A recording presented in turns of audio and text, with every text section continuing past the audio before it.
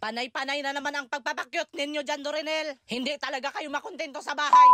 Magpakyot talaga kayo sa mga liblib na lugar. Desperada talaga kayo. Hello Talagang mga magpakita kapatid. ng motibo. So after ng aming class, last class aming masteral mga kapatid, ay pumunta kami dito sa may Wendell's restaurant ng Tanay. Ayan, so mga kasamahan ko, mga classmate ko, mga kapatid. So nakikisakay lang kami sa kanilang mga kotse. Char! Yes, kasi wala po talaga akong kotse mga kapatid. So baka naman ay magkaroon din ako ng kotse na tulad nila. Char! Ayan si Doktora at si Sir Alan, J.I., Ma'am April, and Ma'am Desiree. Ayan. So, ito po ang kanilang sa taas banda. So, po dito kami pumunta. Fully air conditioning po ito mga kapatid. So, yan po ang kanyang view sa National Road mga kapatid. Napakaganda dito mga kapatid, kaya subukan nyo dito para kayo ay magsisi. Charot! Hindi. Joke lang. Magsisisi kayo talaga mga kapatid. Dahil kung affording nyo, go ra kayo dito. Kung hindi nyo afford, nako, ayan ang kanilang kitchen mga kapatid. Napakalinis. Ayan so talagang live na live makikita mo yung mga chef nila doon. At talagang malinis talaga, di ba? So ayun ang aking mga kasama, si Sir Alan.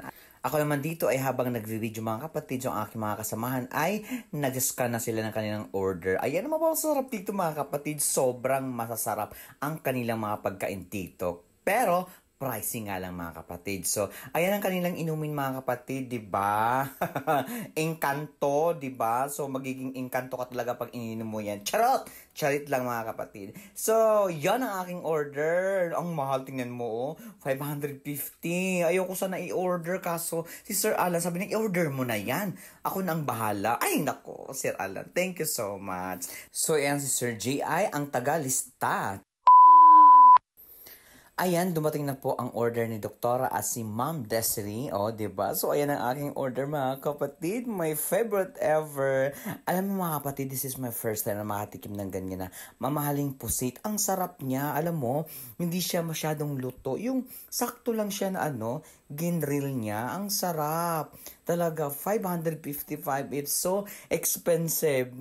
Ang kaya ko lang talaga bilhin is yung 1 kilo ay 200 pesos. Ayan, so yan ang order ni Sir Alan. Napaka sarap ang kanilang dito. Food talaga. Hindi kayo magsisisi mga kapatid. Dahil yung in-order ni J.I. na na gulay na maisda, napakasarap din. Super, di ba? Pero wag kayo, feel na feel ni Doktora. Char! Okay, so after that mga kapatid ay umuwi na po kami tapos namang aming lafung. So after 1 hour and 30 minutes ay umuwi na po kami dahil yan na kasi tapos na aming klase. Maraming salamat po Sir Alan for the record breaking na another libre. Ayan. Thank you so much Sir Alan. God bless and bye everyone.